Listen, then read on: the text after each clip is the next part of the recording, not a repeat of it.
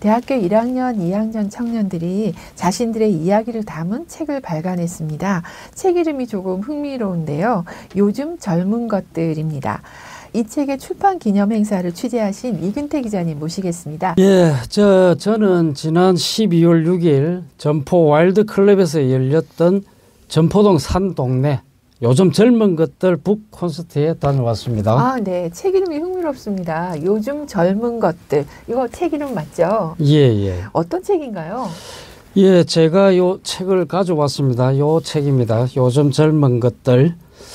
이 책은 동의대학교 국문학과 카르페디엠 동아리 학생들 7명이 쓴 글을 모은 책입니다. 이 북 콘서트는 점포 와일드클럽 소극장에서 열렸는데요. 우리 김수연 앵커님도 이날 깜짝 출연해 주셔서 사회를 보셨습니다. 네, 귀한 자리에 초대해 주셔서 너무 감사했습니다. 이근태 기자님도 그때 공연으로 함께 출연하셨죠? 예, 맞습니다. 저도 하마터면 작은 도서관의 기타 연주팀에 있어서 네. 이날 행사에서 기타 연주를 하면서 축가를 불렀습니다.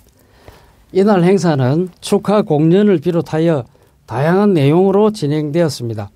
무엇보다 중요한 것은 책 내용이 아니겠습니까? 7명의 저자들은 무대로 나와서 자신들이 쓴 글의 일부 내용을 발표했는데요. 그 내용을 보시겠습니다.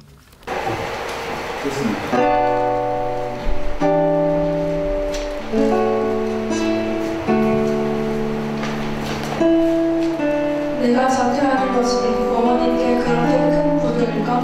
1학기에도 티 내지 않았을 뿐 충분히 괴로웠다. 참다 못해 이야기가 길어서야 어머니께 사실을 털어놓았는데 내가 아프다는 말에 어머니께서 아파하신다. 내가 말하지 않고 혼자 버텼다면 불효가 아니었을까? 내가 아픈 것도 불효이고 아픔을 벗어나고자 스스로 길을 찾는 것도 불효가 된다면 내가 행복해지는 동시에 어머니께 효도할 수 있는 방법은 전혀 없을까? 나의 유일한 희망이 어머니를 향한 불효가 된다는 점이 가슴 아팠다.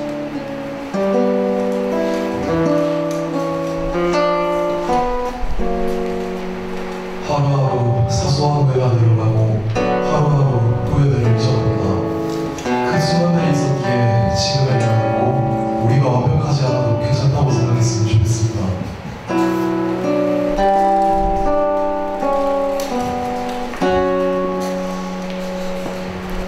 영상 속에 나는 똘망똘망한 눈과 꼿꼿이 선 자세로 처음 하는 방송국의 인터뷰에 잔뜩 긴장해 있었다. 입에 물었던 담배를 끄고 실없는 웃음을 지으며 영상을 봤다. 저는 나중에 최선을 다한 사람보다는 최고였던 사람으로 기억되고 싶습니다. 저 조그만하게 당차네. 누군지 참으로 훌륭하다.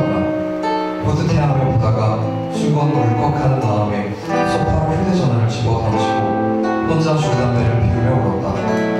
내가 지금 이러고 있는 게 분해서 저때의 나에게 미안해서 좀 더 열심히 하지 않은 내가 한심해서 이 모든 상황이 마음에 안 들고 웃기고 멍청해 보여서 뭔가 알 수 없는 감정들이 어이가 없어서 그런 복잡한 감정들에 잠식되어 담배만 태우던 그날이 아마 내가 잊고 있던 꿈을 찾고 싶다고 생각한 날이 분명하다.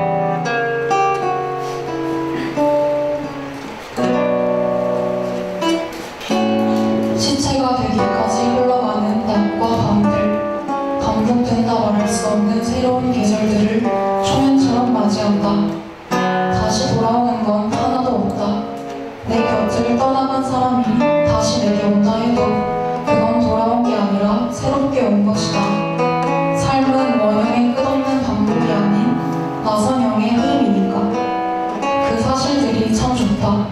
불가능과 가능성, 꿈과 불운 사이에서 앞으로의 일이 어떻게 될지 몰라 무작정 희망을 품고 사는 이런 감각을 삶의 6번째 감각이라 불러도 좋을 것이다.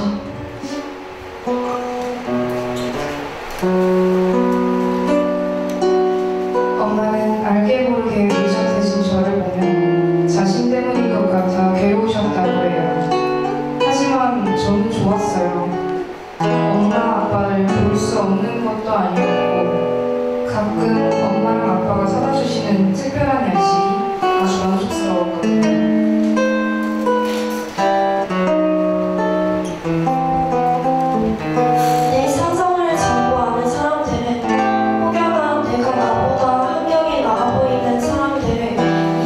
못할 거라고 생각할지도 모르겠다. 앞에서는 공감하고 위로해줘도 속으로는 너는 나보다 나은 환경을 가졌으면서 겨우 그런 거 가지고 힘들어해? 라고 생각하는 거 아니냐고. 하지만 그렇게까지 생각한 적은 없다. 나은 환경이라는 것도 결국은 상대적인 것이다. 나보다 더 불행한 환경에 있는 사람도 얼마든지 있을 수 있다. 굳이 말을 안 하니 모르는 것뿐이다.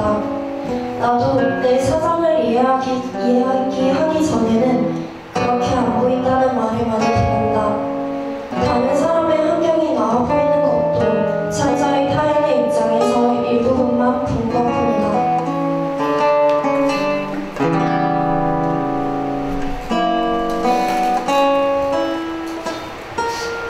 제가 주인을 닮는 이유는 뭘까요? 사랑하는 닮는다라는 말로 설명할 수 있을 것 같습니다. 우리가 서로를 많이 사랑해 그렇게 닮아가는 것은 아닌가 생각해봅니다. 많은 시간을 보낸 것도 서로를 닮아가는 이유일 것입니다. 사람들이 자신과 닮은 일을 선호하는 경향이 있는 것도 또 다른 이유일 것입니다. 그 또한 분명히 그런 말이라고 생각합니다. 그게 아니라면 그 많은 강아지 중에서 아이들의 성격도 알지 못한 채 선택한 결과가 저희를 닮은 아이들이라는 것을 설명할 수 없습니다.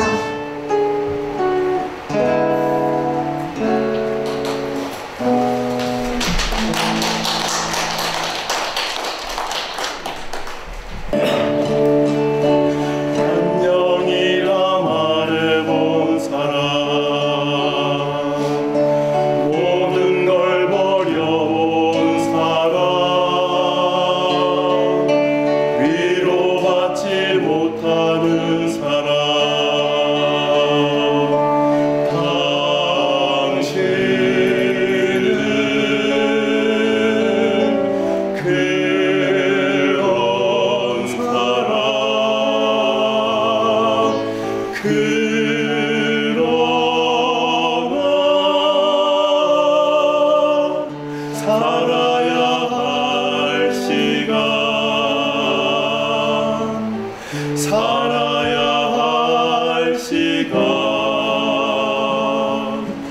안녕이라 말했다 해도 모든 걸 버렸다 해도 위안받지 못한다 해도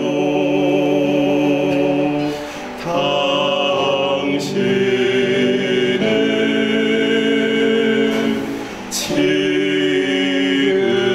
여기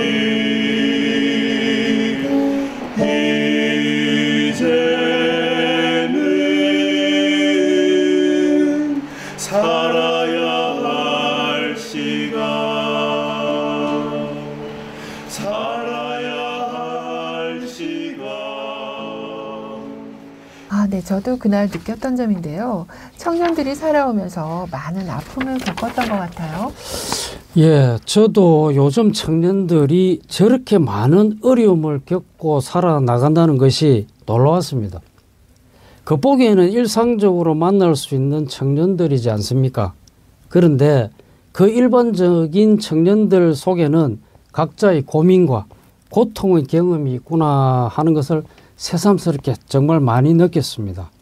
행사를 보면서 기억에 남는 것은 청년들이 서로의 아픔을 글로서 표현하고 그 내용에 공감도 하고 또 서로를 격려하는 모습이었습니다. 작가들은 자신이 이 글을 쓰게 된 배경을 말하였는데 가끔은 감정이 올라와서 말을 못 잇는 경우가 있었습니다. 그럴 때는 옆에 있는 친구들이 손을 잡아주고 등을 두드리며 격려했습니다. 다른 친구들의 글을 읽기 전까지는 다른 애들 평소에 보면은 되게 이런 단어를 써도 되는지 모르겠지만 되게 평범하다 그런 인상을 많이 받았었거든요. 뭔가 불행한 일은 하나도 안 겪었을 것 같고 다 평탄하게 인생을 살아왔을 것 같아서 글을 보내고 난 뒤에 다른 분들 글을 읽기 조금 망설였었어요. 혹시나 나만 너무 어두운 얘기를 잡았으면 어떡하지?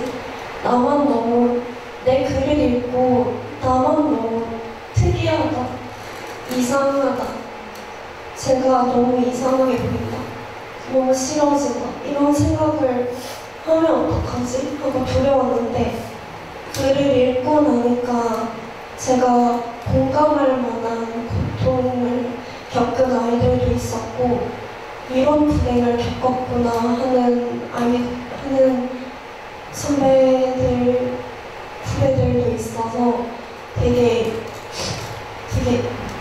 많이 힘들었겠다 하는 생각을 가지게 되었고 뭔가 그런 일들이 있었는데 저렇게 극복할 수 있구나 싶어서 제가 제가 저랑 비슷한 불행을 가지고 있는 분들에게 위로를 주고 싶어서 글을 썼던 거였는데 진짜 글을 읽으니까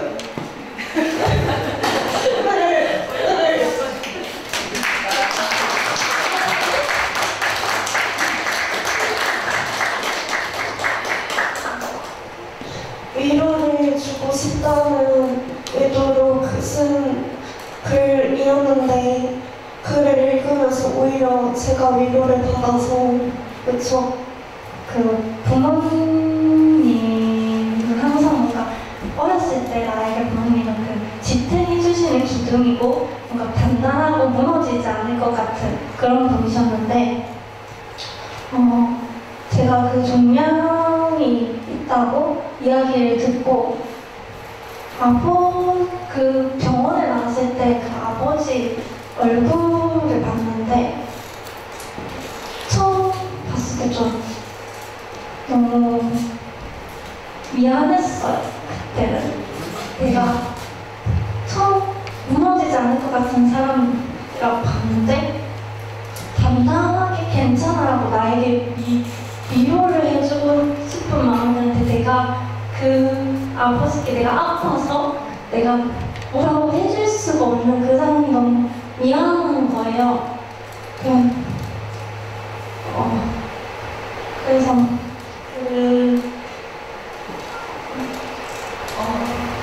박수가 필요합니다.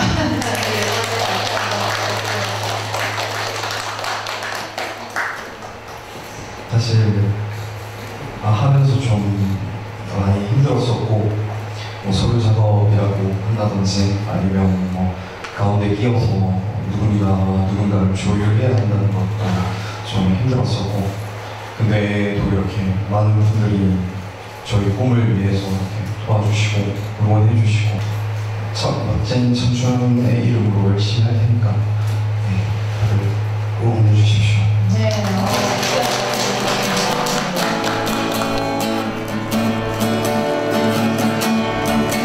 장막을 걷어라 너의 좁은 눈으로 이 세상을 떠보자 창문을 열어라 춤추는 산들 바람을 같이 불러요 한 번 더 느껴보자 가벼운